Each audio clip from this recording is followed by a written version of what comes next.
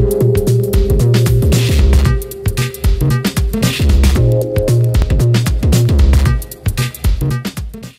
teman-teman semua, selamat datang di YouTube channel Tommy. Nah, di video kali ini ada yang spesial nih teman-teman. Karena saya nggak sendiri, saya bersama salah satu orang yang luar biasa. Saya di sini ingin menjawab pertanyaan dari teman-teman yang bertanya kepada saya, bagaimana pandangan saya terhadap market kripto. Nah, saya pikir kalau saya yang jawab, kayaknya kurang tepat ya. Karena saya langsung ngobrol dengan pakarnya gitu ya, langsung dengan masternya gitu. Itu siapa? Langsung saja dengan Sarjana Kripto. Halo bro, Sarjana Kripto. Saya panggilnya bro aja ya. Apa kabar nih? Baik. Tadi kita udah swab antigen ya, jadi udah aman. Dan dia juga udah pakai ini ya, baju antigen. Mungkin boleh cerita bro, asal mula lu tahu cryptocurrency itu bagaimana? Sampai hari ini bisa sharing tentang cryptocurrency. Jadi kita dulu pada tahun 2016-2017 sebenarnya kita udah terpapar lah dengan hal-hal seperti ini dan mencoba untuk mendalami. Dari situ karena kita termasuk orang-orang awal di circle kita, lalu kita pelajari dan kita buka seminar lah pada saat itu. Dan kemudian sampai hingga hari ini kita belajar dan tetap memberikan apa yang kita tahu. Jadi kita dari sana kita belajar untuk memahami industri yang kompleks ini. Dan selalu ada update baru ya kan gitu kan. Nah sampai sekarang itu yang terjadi. Nah kalau kita melihat kripto ini kan sangat complicated ya, rumit sekali gitu. Ada blockchainnya, teknologinya segala macam. Kalau boleh tahu nih background lo ini apa sih? Memang ada hubungannya dengan kripto kah atau memang nggak ada sama sekali gitu? Sebenarnya masih ada gitu ya, masih satu inline masih dan juga hobi juga seperti itu. Jadi memang sesuatu yang kita suka lakukan lah. Memang suka lakukan dan bro pelajari lebih dalam gitu ya. Nah yang ini menarik, mungkin banyak dari teman-teman yang tanya juga kepada saya sama bro juga ya. Nah cryptocurrency itu apa sih? Mungkin jelaskan secara simpel aja bro. Nah jadi cryptocurrency itu adalah penggabungan dua kata, crypto dan currency. Crypto itu teknologi di mana kita mengunci atau merahasiakan atau mengenkripsi suatu data, sedangkan si currency adalah kurs, adalah uang lah yang ada nilainya. Jadi cryptocurrency adalah perputaran di mana data-data yang bernilai itu dienkripsikan menjadi sebuah teknologi lah yang digunakan yaitu blockchain. Jadi ada perpindahan data seperti itu. Blockchain itu sendiri sama seperti internet, di mana tempat di mana data-data itu dipublikasikan, dicatat, di-store dan sebagainya. Sehingga kita bisa menggunakan cryptocurrency dan teknologi blockchain ini menjadi targetnya sebagai sistem keuangan masa depan seperti itu. Iya. Jadi kalau bahasa simpelnya ya sebenarnya mata aset uang digital ya. Tapi di belakang itu mungkin ada teknologi di belakang tersebut. Berbagai macam lah ya, banyak sekali macamnya. Terus banyak yang nanya dengan saya bro, bagaimana sih cara menganalisa cryptocurrency ini gitu? Mulai dari mana gitu? Kalau di saham nih mungkin ada perusahaan di balik saham tersebut, ada underlying-nya. Kalau cryptocurrency sendiri bagaimana? Nah kalau cryptocurrency itu tidak beda jauh. Jadi kita kembali ke belakang, saham itu sebuah perusahaan berguna ataupun terus berjalan. Kenapa? Karena ada produknya. Produknya itu artinya dia ada use case yang dipakai oleh masyarakat. Misalnya produknya mobil atau apa, itu use case. Itu di mana dia mengeluarkan produk yang bisa digunakan. Pada dasarnya teori yang sama bisa kita terapkan di cryptocurrency. Itulah mengapa sarjana kripto itu lebih berfokus pada hal-hal seperti ini. Sama halnya mungkin dengan Bro Tommy yang berfokus pada fundamental saham yang baik pasti akan ujung-ujung naik seperti itu ya bro.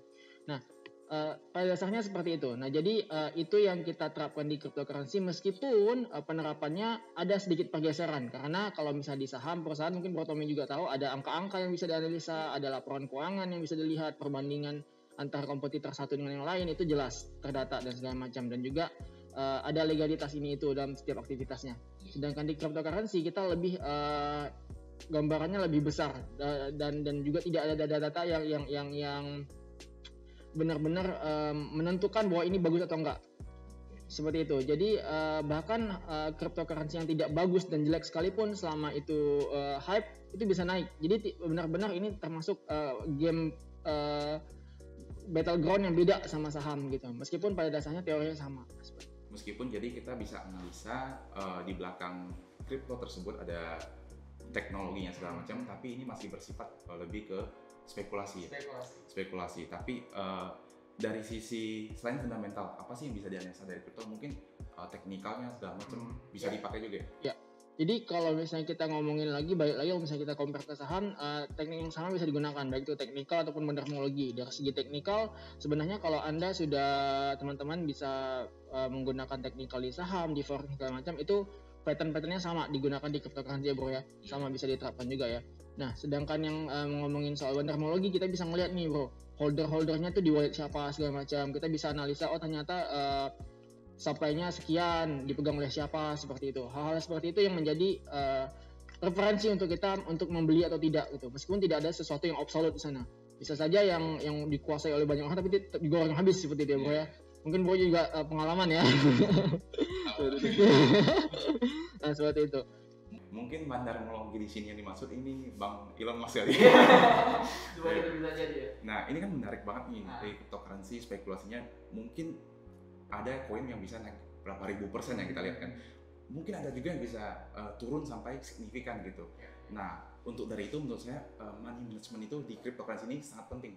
Nah, kalau money management versinya si Sarjana Crypto ini bagaimana, Bro? Kalau kita melihat sih versinya kita adalah cryptocurrency sangat volatile dan juga ada semacam siklus lah ya. Kalau misalnya hancur tinggi banget, hancur banget seperti itu. Nah itu yang harus kita perhatikan adalah di mana momentum kita tidak salah untuk misalnya mengeluarkan lebih porsi portofolio yang signifikan, misalnya sampai 100% bahkan ada yang all in seperti itu. Karena itu kadang sah-sah saja asalkan momentum yang Anda gunakan itu benar gitu. Nah namun money management yang terbaik adalah di mana Anda berfokus pada koin-koin yang berfundamental atau benar-benar memiliki use case seperti Bitcoin, Ethereum, atau mungkin Anda suka dengan centralized exchange seperti BNB, seperti itu yang ada use case produknya, ataupun Anda ingin berspekulasi di koin-koin micin ya katanya ya, koin-koin micin yang bisa naik sampai puluhan sampai ribuan kali lipat. Mungkin Bro Tommy juga punya pengalaman nih bisa sharing gitu ya. Nah gitu, jadi bisa 20% untuk koin micin, 80% untuk yang di holding, karena Anda tidak akan pernah tahu sampai kapan dia akan naik atau sampai kapan dia turun. Tapi setidaknya ketika itu turun, Anda siap, Anda tidak FOMO dan segala macam. Oke, setuju. Tadi kan Bro sempat mention koin yang berfundamental baik. Ini ada sedikit kisi-kisi atau ciri-ciri bagaimana ada koin yang berfundamental yang punya baik gitu, termasuk yang lolos fundamentalnya bagus. Kalau menurut Sarjana Crypto sih yang pertama adalah use case, seperti halnya use ekosistem. Ekosistem adalah di mana kalau misalnya kita lihat Ethereum, dia punya ekosistem itu kita bandingkan dengan Grab dan Gojek, di mana setiap fitur-fitur itu punya fungsi masing-masing dan digunakan seperti itu. Itu dibilang ekosistem. Itu satu. Yang kedua adalah kita harus bertanya ini, kenapa si project ini harus memiliki token, harus ditokenisasi? Apa fungsinya si token ini di platformnya mereka? Itu dulu. Jadi kalau misalnya koin-koin micin kan katakanlah Doge atau Funcut atau apa, itu kegunaannya apa? Segala macam seperti itu. Meskipun baik lagi spekulasinya tergantung market juga. Gitu. Itu yang bagaimana Sarjana Crypto mengambil pendekatan terhadap koin-koin ini untuk dibeli. Kemudian yang terakhir adalah background si foundernya, background si founder dan tim-timnya, bagaimana apakah pendidikannya seperti apa dan roadmapnya seperti apa, seperti itu. Gitu. Tadi kan Bro sempat mention utility segala macam itu. Kalau di crypto ini cara cari tahu itu di mana? Maksudnya biar orang bisa tahu juga segala macam di balik crypto ini gitu. Pelajarinya di mana gitu? Yang pertama adalah kita minimal sungkem dulu nih ke coinmarketcap.com bro. Iya, kita lihat dulu, minimal harus cek itu coinmarketcap.com. Di sana ada data-data coinmarketcap.com ataupun CoinGecko ya. Coinmarketcap.com ini sebenarnya sudah diakuisisi sama Binance. Coinmarketcap.com ini ada website, ada supply, ada sosial medianya juga, dan juga pergerakan harga. Hal-hal seperti ini menjadi analisa paling dasar untuk kita berinvestasi di cryptocurrency ataupun trading di cryptocurrency. Kemudian kita harus melihat Telegramnya, seberapa banyak komunitasnya, seberapa besar, dan juga animo-animo yang ada di Twitter. Kita bisa tinggal ketikkan hashtagnya, melihat pendapat-pendapat orang lain bagaimana ini. Jadi itu bisa menjadi referensi untuk kita melihat apakah utility yang ada pada token ini bermanfaat, atau mungkin ada kontra dari orang-orang yang juga menganalisa token yang sama seperti itu. Ya, wah, cukup luar biasa insight-nya Bro ya, cukup detail ya. Jadi kalau untuk teman-teman yang baru mau mulai, pengen cari tahu, mungkin bisa mulai dari di CoinMarketCap dulu ya. Jadi CoinMarketCap itu adalah satu website buat melihat berkumpulan semua koin ya bro ya. Jadi market ini berapa besar, supply koinnya berapa banyak, semua ada di situ ya. Jadi bisa belajar dari situ gitu. Nah terus pandangan market kripto untuk tahun ini menurut bro sarjana kripto itu gimana gitu? Karena per hari ini kita syuting kripto lumayan blue nih, lumayan berdarah gitu ya. Kalau menurut Bung Tommy sendiri gimana? Waduh, kalau menurut saya nih, harusnya saya tanya yang pakarnya ini. Ya sebenarnya saya ini lebih ke spesialis beli murah jual mahal gitu. Jadi saya kalau melihat market sekarang nih, saya melihat cukup tinggi gitu ya. Saya sebenarnya kita nggak tahu bisa sampai berapa tinggi, tapi yang saya tahu adalah saya lebih baik invest ketika memang lagi di bottomnya gitu. Jadi saya nggak berani ambil resiko yang terlalu besar. Jadi menurut saya kripto ini sekarang saya lebih nggak fokus bro. Jadi lebih nggak masuk lagi karena menurut saya ini udah tinggi. Nah kapan saya akan masuk lagi? Nah mungkin ketika dia sudah jatuh lebih rendah dari sudah jatuh cukup rendah dibandingkan dengan siklus yang sebelumnya. Mungkin di sekitar harga di 2018 atau 2019 gitu ya. Karena menurut saya ketika saya invest, saya maunya itu harga yang saya beli itu cukup murah gitu ya. Cukup murah dibandingkan dengan siklus-siklus harga sebelumnya. Kalau sekarang kan sudah cukup tinggi. Nah itu menurut saya nggak berani lagi. Makanya saya dari situ saya pengen nanya sama bro sarjana kripto gitu ya, yang sudah lebih pengamatnya, lebih tiap hari di fokusnya di sini gitu ya. Kalau menurut bro gimana nih? Kalau menurut kita sih sentimen terakhir yang terjadi itu karena Elon Musk ya. Elon Musk ini punya power yang cukup kuat untuk menaikkan dan membanting untuk satu orang yang bisa dibilang influencer, dia sangat powerful, memainkan lah sebuah aset dengan ratusan juta dolar dalam sehari bisa turun belasan persen seperti itu. Dia sangat powerful. Nah itu yang menjadi concern kita bahwa sebenarnya market kali ini sedang dimanipulasi. Jadi kita masih berpendapat bahwa dalam cycle yang ini, kalau misalnya dulu cycle-nya dari sekitar berapa ribuan ke 20 ribuan ya, lalu turun dia ke 3 ribuan kembali. Nah, sedangkan cycle ini kita masih beroptimis bahwa kemungkinan Bitcoin masih bisa mencapai sampai 100k seperti itu. 100k? Wow, berarti kalau dirupiahin sekitar 1,4 M something lah ya. Minimal 1 M ke atas lah ya. 1 M ke atas. Itu ya. Jadi kita masih optimis, tapi balik lagi spekulasi di market seperti apa, dan dengan pergerakan yang ada, kita kalau dalam jangka pendek sampai akhir tahun kita benar-benar tidak mau menentukan harga akan segini. Itu karena spekulasi sekali gitu. Tapi kita percaya bahwa cycle kali ini akan menyentuh hingga 100%. Nah, ingat teman-teman bahwa yang kita sharing di sini adalah pendapat dan research dari Bro Sarjana Kripto dan pandangan saya gitu ya. Jadi Bro Sarjana Kripto bilang bisa menyampai 100k, tapi jangan ditelan mentah-mentah gitu. Tetap lakukan do your own research ya, setuju bro ya? Karena ketika Anda invest uang Anda sendiri ya, ya tetap gunakan analisa supaya kita tahu risiko apa yang terjadi dan apa yang kita dapatkan gitu.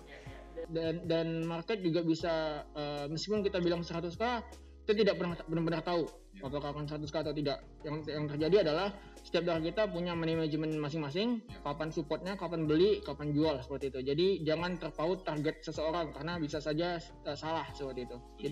Jadi uang Anda tanggung jawab Anda seperti itu. Nah setuju. Ngomongin money management, nah teman-teman pasti ngelihat Elon Musk itu kalau masuk di kripto itu sangat besar ya, sampai berapa triliun tuh? Berapa triliun? 21 triliun. Hah? 21 triliun. Tapi kalau teman-teman tahu, teman-teman pelajari 21 triliun itu kalau dibandingkan dengan asetnya si Elon Musk sendiri, itu baru berapa persen sih? Ya kan? Asetnya sendiri kalau terakhir kita lihat sampai 2000-an triliun kan, yang pernah sampai hit jadi orang terkaya di dunia gitu. Nah kalau kita lihat 20-an triliun ya, 20 triliun itu berarti baru berapa 1% ya? Iya, itu sangat kecil gitu. Maka dari itu menurut saya money management di sini di investasi itu paling penting. Kenapa? Ketika kita masuk, ketika kita atur dengan baik, maka worst case yang paling terjadi ya kita nggak apa-apa gitu. Misalnya kita atur dengan baik. Nah saya sendiri menerapkan di cryptocurrency dulu ya, maksimal itu adalah paling maksimal 20%. Tapi saya masuk di 5-10% saya udah takut gitu karena memang saya mau lebih safety aja gitu. Saya invest memang ketika harga murah, ya udah kalau memang sudah menyentuh target saya, ya udah saya jual gitu kan. Maka dari itu saya ingin menekankan sekali bahwa money management untuk teman-teman yang baru mulai jangan sampai all in gitu ya. Apalagi teman-teman yang melihat crypto market ini kan luar biasa nih, kan? atas batas atas reject atas sama reject bawah itu nggak diatur. Betul. Jadi satu hari bisa naik ratusan persen, bahkan naik 600% pun ada bro. Betul. Jadi saya pernah sekali tuh yang pernah saya cerita gitu. Saya pernah sekali ini udah lama saya invest koin itu 1 perak gitu.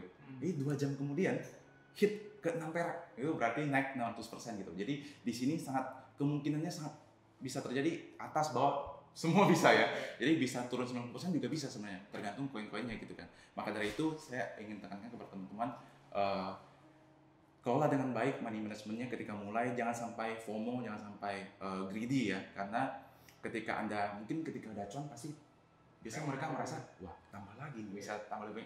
Tapi kalau turun gimana tuh? Nah itu yang saya ingin tekankan ke teman-teman bro.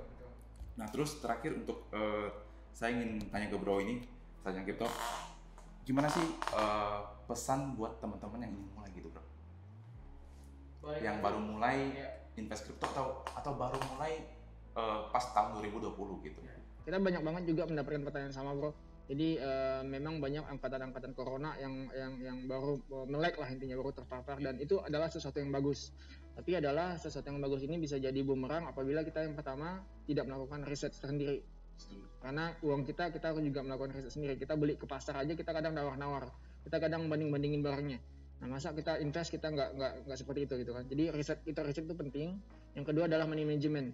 Tidak semua orang punya nafas panjang, tidak semua orang bisa menelan toleransi risiko di angka sekian seperti itu. Jadi antara Bro Tommy dan saya, antara Bro Tommy dan tim Sarjana Kripto ataupun teman-teman yang lain itu bisa beda-beda toleransinya. Jadi tidak masalah kalau misalnya Anda sudah cuan sekian terus Anda jual dan Anda menunggu lagi, itu tidak masalah. Atau Anda mau hold sampai kapan pun itu tergantung Anda yang manajemen gitu. Jadi dengan seperti itu Anda tidak akan menyalahkan influencer ya bro ya. Iya. Jadi itu banyak sekali terjadi. Jadi tetap lakukan analisa kita sendiri, riset sendiri, karena kembali lagi investasi ini di keputusan diri sendiri ya. Betul. Jangan sampai terpacu kepada FOMO, kita takut ketinggalan momen segala macam, karena dampaknya itu ya tetap dampak ke diri sendiri gitu, bukan dampak ke influencer atau ke siapapun gitu ya. Nah itu yang terakhir bro. Terus saya punya satu ini nih bro, tantangan buat bro gitu ya. Saya sudah siapin, tapi tergantung bro-nya nih gimana nih. Saya mau tantang bro Sarjana Kripto buat unmesh gitu ya. Unmesh ini topeng manikasnya ya. Kalau bro mau buka di sini nih di YouTube saya kasih 1000 Dogecoin. Kalau sekarang kan kita anggap 1 Dogecoin itu di 7.000 perak ya. Berarti 1000 Dogecoin itu 7 juta rupiah. Mau nggak bro? Nggak mau?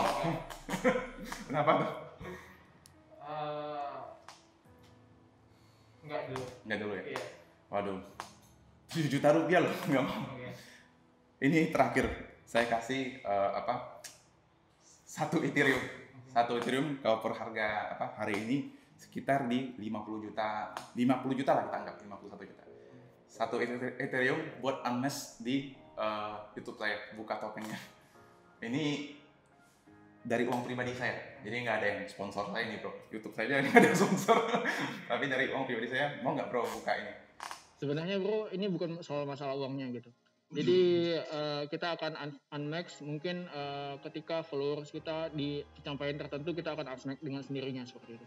Followers mana ya? Maksudnya followers yang dimaksud di mana? Di Instagram ketika kita udah mencapai angka tertentu, misalnya katakanlah 1 juta ke atas, kita mungkin bakal unmax, kita bakal self reveal. Tapi adminnya aja ya. Jadi Sarjana Kripto ini mau unmax ketika follower Instagramnya sudah mencapai 1 juta ke atas. Ya. Kita akan juga adakan surprise lah buat teman-teman semua seperti itu. Kalau sekarang di 100-an ribu ya, berarti masih 8-9 kali lipat lagi ya. Wow. Ayo teman-teman, bukan masalah ininya uangnya, tapi masalah teman-teman Bro Sarjana Kripto ini ingin memberi surprise kepada teman-teman kalau sudah mencapai 1 juta. Oke, saya sih sangat mensupport channel Instagramnya Sarjana Kripto untuk tetap update, karena menurut saya Instagram yang paling update, ini menurut saya nih paling update, terus yang paling memberikan insight dan entertain, gimana semuanya dapat gitu ketika saya follow ya. Maka teman-teman yang nonton yang belum follow Instagram Sarjana Kripto boleh follow. Dan juga saya ada baca bukunya juga bro. Saya beli Crypto Cash ini. Saya baca sudah 30-40% ya di sini. Bahasanya cukup milenial saya, cukup mudah dimengerti karena cryptocurrency ini kan hal yang baru. Sebenarnya nggak baru-baru amat sih, cuman terkesannya sangat susah dipahami ya, tapi bisa dikemas semudah mungkin gitu. Mungkin itu saja bro yang saya mau tanyakan. Saya thank you banget ke Bro Sarjana Crypto karena udah mau hadir, dan katanya ini perdana nih guys, perdana dan mau hadir. Saya sangat bersyukur ya karena Bro Sarjana Crypto mau terima undangan saya. Mungkin sekian saja kali ini. Saya ucapkan terima kasih. Semoga bermanfaat dan bisa memberi insight untuk teman-teman yang diinvest di cryptocurrency. Saya ucapkan tambah sehat dan tambah kaya. Thank you.